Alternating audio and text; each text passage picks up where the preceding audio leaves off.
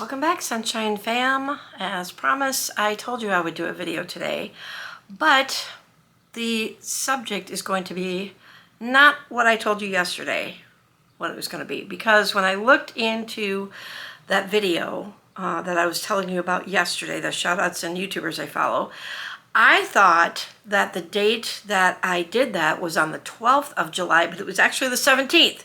So I'm sorry to make you wait another few days for that video, but it is coming. It'll be on Friday. And I just happen to have that day off of work. So I will do my shoutouts and YouTubers I follow video on Friday instead of today. I'm so sorry. But what I wanted to share with you today is some things I did not put in my Who Am I video from yesterday, because I realized after I turned off the camera and my video was uploading, I'm like, oh shoot, I forgot to add this and I forgot to add that. So I brought my notebook back with me again today and just wanted to give you a few more snippets of what I learned. Some of it may be repeated from yesterday. As you know, I do repeat myself a lot. So if you remember going back, if you've watched them, in my original Who Am I video, and I started out with my immediate family, and I didn't look to see if I had put my grandparents in that video or not, or if that was the second video. But I started out on my paternal side of the family, and in that video I had said that I accidentally found out about a family member that nobody even knew about because of a piece of paper that my father gave me by accident, along with some other important information or papers that he had kept for many years. He's kind of a hoarder a little bit, and now that he's getting up there in age, he's trying to get rid of all this stuff and giving it to the people that it really belongs to. So he gave me a folder inside of an envelope that had like social security numbers of myself and my children, along with some things that belong to other family members of mine that I ended up giving back to my parents to give to the right people. And in that packet was a piece of paper that was a form requesting a birth certificate for somebody named Charlene. And it gave a birth date, and it gave the parents' names as my grandparents' names, which means that this Charlene would have been my father's sister. We knew nothing about her. So I've been doing a little bit of digging to try to find out what happened to her, because I did start looking into family search about her, and there wasn't really much I was able to find, because what I found was that she had died. She was born in 1930 and she died in 1933, and that's about all I knew. And when I went to my parents, I was told that my father did not want to discuss it. He said that it was true that there was another sister, but he didn't want to talk about it. Now, I have been told by a few people that I should just leave it at that and not try to maybe publicize any information about her, because there's a reason why nobody wants to talk about her. But the way I see it, granted, she was only 3 when she died, so she wasn't old enough to make her own decisions, really. But if it was me and I was born, even if I died at a young age, I would want people to know about me. So that's how I'm going to treat this, and I'm going to treat it with dignity and respect. I mean, no disrespect to her or any family member, but the only other information that I could come up with when Sea Dog and I went to central Minnesota, and I think I may have put that in that video on our trip back, was I did find out just like one more piece of information about Charlene. So I've kind of put a little bit of a story in my head about what happened to her. So let me kind of back it up. My father did have another brother that has been talked about, named Clarence, and he was in a wagon accident when he was 4. And what happened in that wagon accident was my grandfather was going to town to drop off some milk because he was a farmer. It seems like everybody on my father's side were farmers. And so he was going to take Clarence with him to town. Now this is back in 1933. So my grandparents likely did not have a car, so he hooked up the horse to the wagon and put the milk in the wagon to bring to town to sell, to make his money. And Clarence wanted to go, or I'm sorry, I think the story was my grandfather wanted to take Clarence with him. And the older brother, Joseph, wanted to go too. And my grandmother was reluctant to let him go, but he convinced her to let him go. So Joseph was born in 1928, which would have made him 5 at this point, and Clarence was 4. And so this was late, about mid-October that this happened, that this incident happened. So when my grandfather was driving the horse down the driveway, there was a family dog alongside the wagon that was barking. Maybe excitedly, maybe the dog wanted to go, I don't know. And the dog's excitement spooked the horse. And so the horse started taking off faster.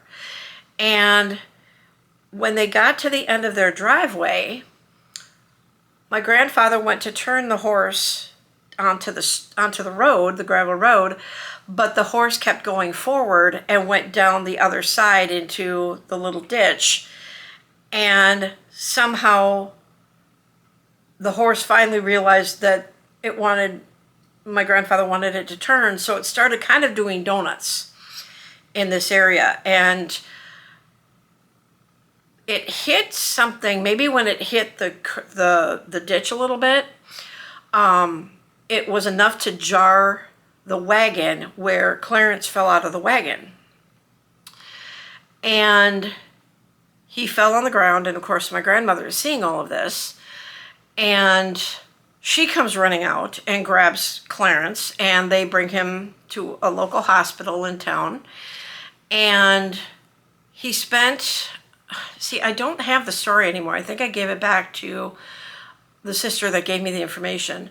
I think I gave it back to her, but you can always go back to that video where I talk about it, because I do go into details in that video, about this story.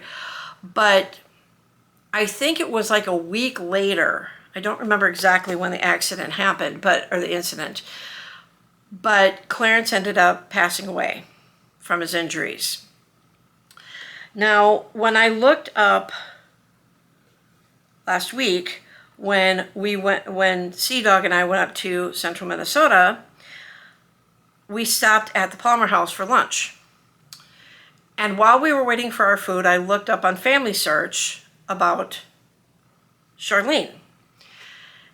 And I found information on there that I don't think was there before. I don't remember if I ever went into Family Search. I think I just tried to Google her name and nothing really came up, except that she had died in 1933. Well,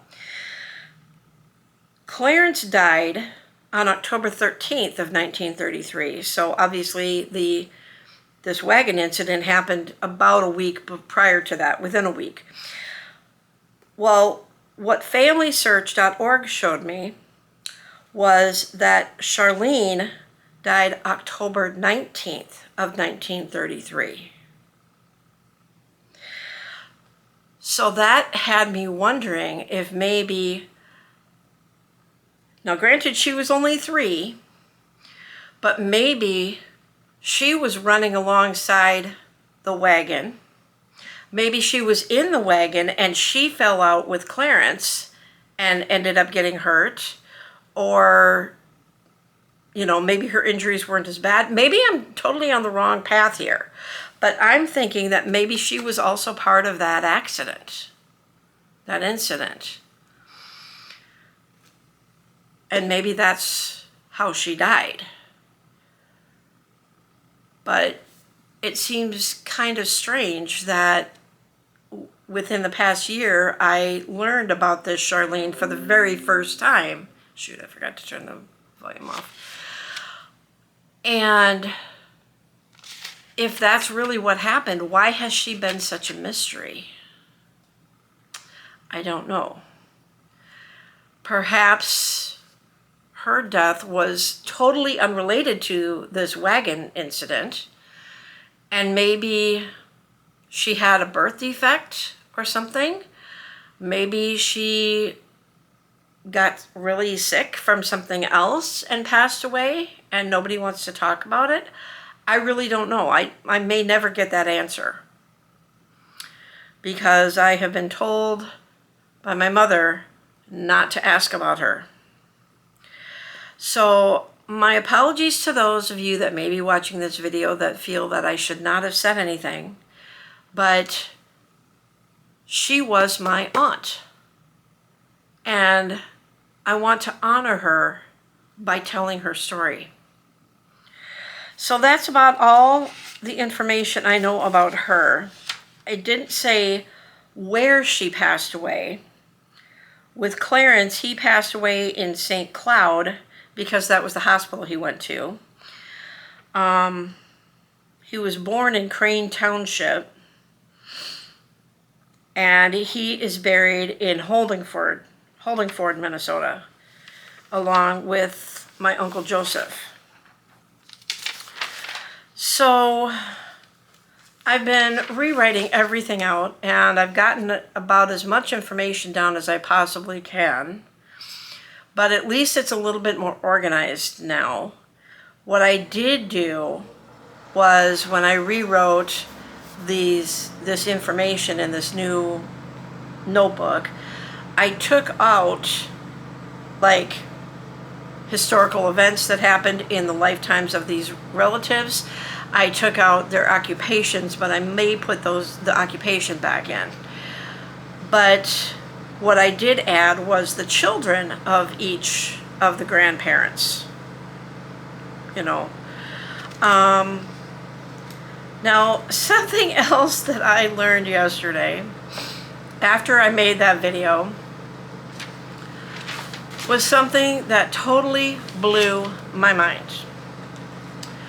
Okay, so my paternal grandmother's maiden name was Ebnet.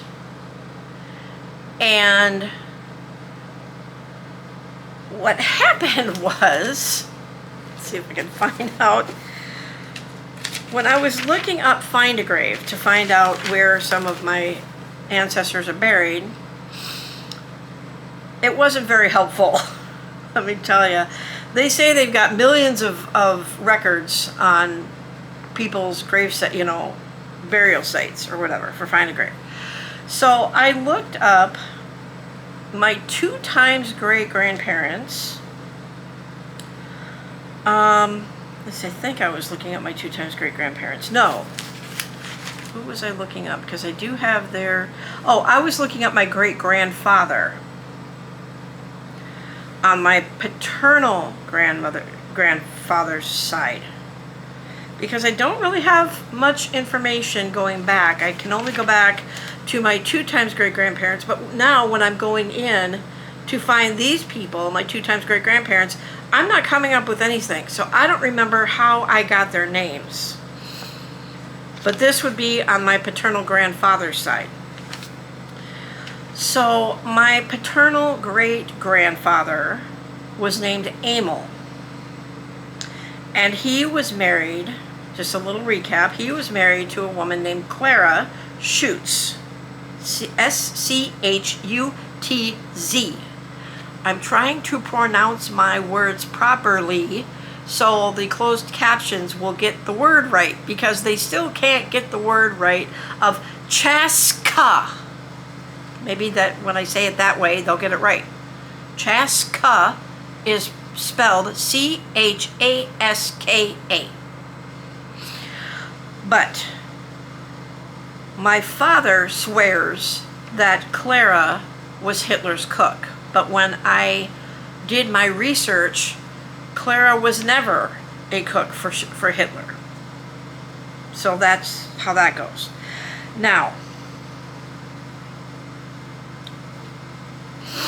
when I was trying to look up Emil,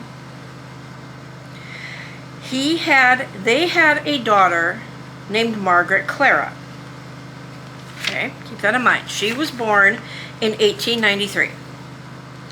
So what I did find on Find a Grave, when I looked up Emil, was somebody by the name of Michael Ebnet Jr. And it had a little snippet. It had a gravestone for him, and it had a little write-up, like almost like an obituary kind of thing. And it said that Michael Ebnet was married to Margaret Clara, my grandfather's daughter. And that is how the Ebnets hooked up with my father's side of the family. Not giving the last name, because it's my official last name. So I went, wait a second, this doesn't make any sense. So his father was my 2 times great-grandfather. So what happened was Michael married Margaret in 1922. Now Michael was born in 1888, and Margaret had actually been married to Michael's brother named Simon, who was born in 1883. Are you guys confused yet? Because I'm still trying to get this through my head. So Margaret originally had met Simon Ebnet. And that's how the Ebnets met my father's side of the family. And remember, my grandmother's maiden name was Ebnet. So the Ebnets married, seems like the Ebnets married my father's side of the family. So Margaret and Simon had gotten married first. Michael had been married to somebody named Mamie, M-A-Y-M-E, and they had 7 children. And then Mamie passed away. Margaret married Simon, and Simon passed away in 1962. So then, I'm sorry, wait a minute. No, Michael married Mamie in 1922. Then he decided to marry Margaret in 1965, 3 years after Simon passed away. So Margaret died in 1981, and Michael, her second husband, died in 1975. So I was all kinds of confused.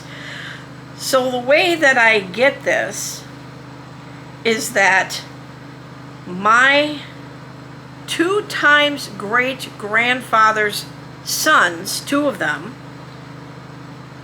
married my grandfather's sister. Are you following this, or are you just as confused as I still am? Because I found this out last night. So when Michael and Margaret married each other, both of them, it was their second marriage, because their respective first spouses passed away. So were Michael and Margaret in love with each other when Margaret was married to Simon, and Michael was married to Mamie? No relation there. Mamie had a totally different last name. So Margaret, Clara, had been married to Simon before Simon died. And Michael was married to Mamie, and then Mamie died, and Michael and Margaret hooked up and got married. Michael and Simon are brothers. I know I keep repeating this, but I'm still trying to run it through the gears in my head. So Margaret would have been my great aunt. Simon and Michael Jr. would have been my 3 times great uncles, because they were the sons of my 2 times great grandfather on my grandmother's side.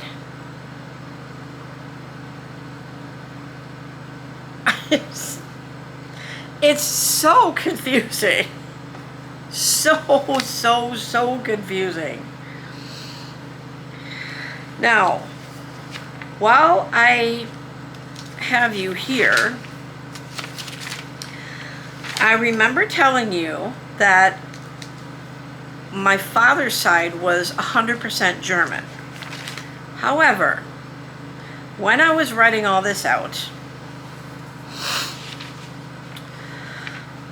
I found another country that goes way back to my 5 times great-grandparents. So I'm going to have to do this whole thing about going back down the tree and going up the tree again. So, let's see. That last name was Nickelmans. Going through all the mayors again. Nickelmans was... No, wait. This would have been Spoden, because the father. Okay. So now we go back to the Keppers. And I'm not going to keep repeating that one, because I know you know that story a number of times. Okay. So Adam Keppers was my 3 times great-grandfather. And Keppers came from the wife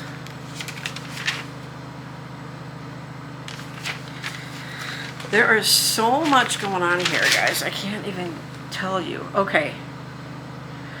So, my grandmother was an Ebnit. Her father was Adam. His father was Michael Ebnit Sr., the one that I've been talking about with the brothers. He married a woman named Margaretha Keppers.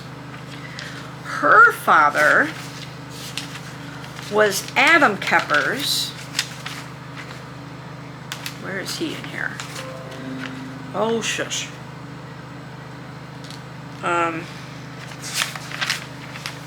Adam Keppers was my 3 times great-grandfather. Okay. Adam's parents, 4 times great-grandparents, were Nicholas Keppers, and his wife was Anna Maria Spoden. Now, she came from Germany. Her parents, Anna's parents, my 5 times great-grandparents, her father's name was Nikolai Spoden, which is kind of funny because she married a gentleman by the name of Nicholas, but they called him Nikolai. Crazy. So he was born in 1749. I don't know where, but he married a woman, now we're going back 5 times great-grandparents, named Gertrudis Nickelmans, and she was born and died in Liège, Belgium. Her parents, Matthias and his wife Maria Seitzen, S-E-I-T-Z-E-N, Seitzen, were also born in Liège. Well, I don't know where Maria was born, but I presume, because she died in Liège, Belgium. So we have Belgian blood that goes back to my 5 times and 6 times great-grandparents. So my father's side of the family has Belgian in it. which I find quite interesting. But most of them, yes, were from Germany. And what I find interesting is that both my mother and father's side of the family, if you go back far enough, at some point you find that dad's side and mom's side had relatives, ancestors, that were born and lived in Prussia, Germany, and in Baden, Germany, B-A-D-O-N. Maybe I should pronounce it Baden, Germany, for the closed captioning thing. So I found that very interesting because this goes back, I was able to trace on my mother's side the French part of it on my maternal grandfather's side. And that goes back to my 2 times great-grandparents, where Anton was born in Lorraine, France, and his parents, Armand Anton, was born in Alsace, France.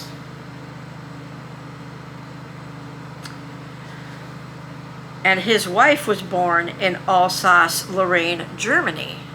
But when I did the research on that, like how can you have Alsace, France and Alsace, Germany? The town was kind of the border between both countries. So like you could have Alsace in France and Alsace in Germany because the border went right through the middle of the town. So that's how I figured that one out. Now, I'd have to go back to my 3 times great-grandparents on the Moeschler side, M-O-E-S-C-H-L-E-R, or Moeschler. Maybe I should pronounce it Moeschler, so the closed captioners can get it right, to find the Prussia, Germany. And that was back in 1818. And that was Carl with a K and his wife Christina. And Carl's father and mother were born in Reuss Elderlein, R-E-U-S-S, Elderlein. I believe that's in Germany. And that goes back to the late 1700s. So I do go back quite a ways on my mother's side as well. I think I was able to go back to like 5 times great-grandparents. And then I kind of hit a brick wall. The 5 times great-grandparents was all of a sudden getting really confusing. So I'm not sure if the information I have for the Schwalbe, S-C-H-W-A-L-B-E, is correct. So I stopped there. So there may be further back on that one. But then we get to the Murphys, and I don't have much about the Murphys. I do know my great-grandfather, Joseph, was born in New Jersey, but I haven't been able to find out a town. I do know that I have a relative on my maternal grandfather's side that was born in Pennsylvania, but I wasn't able to find a town for him either. My 2 times great-grandparents, so Joseph Jr.'s father, Joseph Sr., was born in Bristol, England in 1862. And then Joseph's father, John, was born in County Cork, Ireland.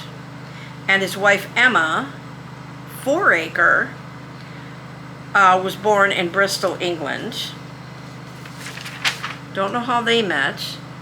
And then going back down the tree to my grandma's mother's side, I think it was. I don't have names. I just have a last name of Neil.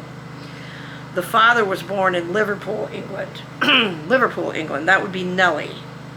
But I think I had her name as a different name. But Family Search had her name listed as Nellie M. Neal. And she was the one that died the day that my mom was born.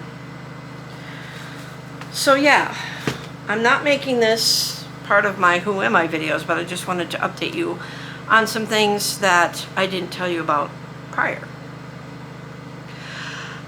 Now, something I want to address. Late last night, I got a notification in my YouTube that somebody had commented on yesterday's video. And I've mentioned him a couple times before because he did reach out to me in a prior video about a month or so ago. And his name is Terry H. I think it's the person that I know. I have had him in one of my videos before, in one of my presidential highlights videos. He's not giving me much information, but I haven't heard from him since he commented on the first video. I've been trying to reach out to him, but he's not responding, which makes me wonder if maybe this is a scammer trying to reach out to me to try to get money from me. I'm hoping it's not, but I've looked him up on Facebook. I don't find him on Facebook under Terry H. I won't give the last name. And when I go into his YouTube channel, it just has a playlist of videos that he's watched. So he doesn't have content, which I've noticed when I went into some of you, I have looked into your YouTube channels. Many of you don't have any content, which is fine. You just signed up for YouTube so that you can comment on other people's videos. Some of you have playlists of videos that you've watched, but you don't have content. One person that I looked up, I won't give the name right now because it was kind of a disturbing video that I saw. He did make a couple of videos, and the one video, when I clicked on it, it said, I got like a warning on it saying, the content of this video may be disturbing to some viewers, and you could either cancel out of it or you could continue. So I thought, okay, I'll continue with it. Well, apparently he was having withdrawals from maybe alcohol or something. He said something about alcohol poisoning in his video. He was going on a rant, and it was quite upsetting to see how he was acting in this video from about 8 months ago. There was another one of you Sunshine Fam members that haven't put up videos in a while. I think the last one was like a year ago, and it was, one of the videos was, it was kind of cute. I mean, I'm not into cats, but it was the cat sitting in a baby swing, like grooming itself with music. And then the next video was this woman reading a story, having the cat, she's using her voice as the cat's voice, reading one page in like a cutesy little voice, and then she read the next page. It was like a children's book or something. So she has videos, but she hasn't made videos in about a year. So I did look up some of you guys, and I haven't subscribed to any of you because, like I said, a lot of you don't have content on your video, on your channel. Some of you only have playlists of videos that you watch, so you don't have very many subscribers because you don't make content. And if you don't want to do it, that's fine. I'm not judging you for not having content. But getting back to Terry, if you are Terry H, if you are the person I think you are, that we know each other, I did comment, I did reply to your comment on my video from yesterday, and I need to hear back from you. So please reply to my comment on yours, if you can follow that logic, to let me know how, without giving too much information about yourself, personal information, I requested that you put the last 2 numbers of your phone number into a comment on my video, because I have 2 different phone numbers for this Terry H, and I'm not sure if either of those are correct. But I need to know the last two numbers of your phone number. So Terry, if you're watching this video, please comment below the last two numbers of your phone number. The way, I don't know what email you are trying to reach me at, because you keep saying, have you gotten my email? Have you gotten my email? I have looked in my inbox. I have looked in my spam folder. I am not getting anything from you. So, the email you have for me is the same one I have had for nearly 10 years. And I'm not going to give out my email address to everybody, but the one I have is at yahoo.com. Now, if you have one that's a Gmail account, I don't have access to that. If you have one that's an SBC Global account, I do not have access to that one either. So if you have an email address for me that ends in at yahoo.com, that's the one you need to email me at. And I will continue to keep looking in my email to find out if your emails are coming through, because I'm not getting anything. So either email me again if you have that email address with the Yahoo address, or give me the last two digits of your phone number in the comments below, and if it matches with what I have, I will try to call you on that phone number. So that's the only way that I know how to get in touch with you. I believe the last time we spoke on the phone, I had a totally different phone number, so that's not even the same phone number that I have anymore. That phone broke. It totally died on me. That's the one that I recently just had. I am living in the same apartment from when I last spoke to you. I think it was like 2 years ago, 3 years ago, something like that, when you were going off on a tangent about Walmart. Which makes me think that the first comment that you made when you reached out to me after all these years makes me think that it is the Terry that I'm thinking you are, because of what you said in that comment. But the other thing I want you to comment, Terry, below, is what city we met in, and a generalized description of how we met. Don't go into detail, but just give me a general description of how we met and in what city. Then I will know for sure if you are the person I think you are. And the last two numbers of your phone number. Then I will reach out to you. Okay? So enough about that. Okay, so I just wanted to kind of give you guys a little update. Wanted to make this one a little bit shorter. Didn't realize that yesterday's video was almost an hour long. So I'm going to end it here.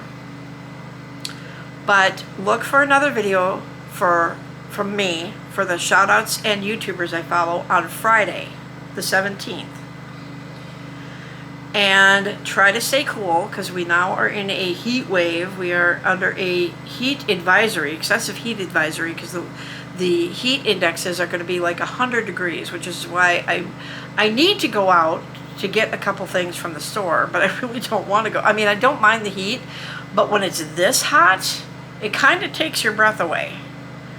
So I'm a little hesitant to go out, but I do need to get some laundry soap to wash my bed sheets and stuff like that, and I need to pick up a couple other things at the store and that. So I may or may wait until tomorrow, because I mean I can wait another day for my bed sheets to be washed. That's really the most important thing I need to get, and I can get that from work, because we do sell laundry soap where I work. So, again, Terry, reach out to me in the comments again, please. And for the rest of you, thank you for joining me today.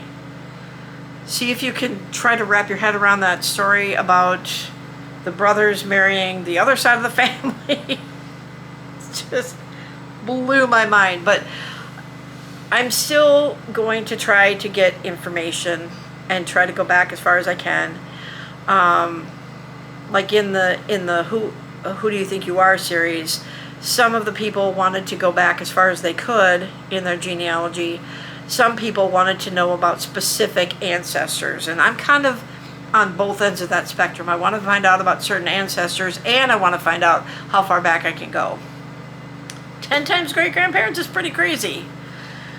But I would like to get names for some of these people, and birth dates, death dates, where they were born, where they died, children's names, all that stuff, occupations if I can, although the further back you go, it's harder to get occupations, because I did look that up, how far back I can go to get occupations for my ancestors. From the 1600s, they said that's nearly impossible. So, anyway, maybe in my shout-outs video, I haven't written down any questions when I mentioned that in yesterday's video, to do a Q&A where I ask you guys generalized questions. I haven't written those out yet. Maybe I'll do that this afternoon. But I'll maybe incorporate that into that video on Friday. So, but at this point, I'm going to go ahead and let you guys go. Try and stay cool. I look forward to hearing back from Terry. Hopefully it's the right person. And I will reach out to you if I am able to. Okay? I just want to do one more thing here. I know I always do this. The email address that I have for Terry